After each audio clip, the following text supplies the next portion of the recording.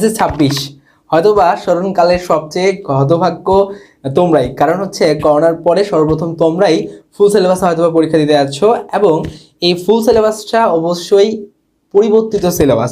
অর্থাৎ দেখা যাচ্ছে যে বাংলার ক্ষেত্রে, ইংলিশের ক্ষেত্রে অনেকগুলো টপিক চেঞ্জ হয়ে গিয়েছে। তো বিশেষ করে বাংলার ক্ষেত্রে 5টা গদ্য চেঞ্জ করা হয়েছে।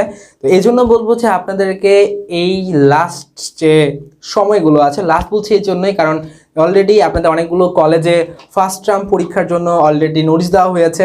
তো যারা এখনো পর্যন্ত বাংলা ছুঁয়ে দেখেননি, বই কিনেননি, তো তাদেরকে ওয়েলকাম জানাবো বাংলা বিদ্যাতে।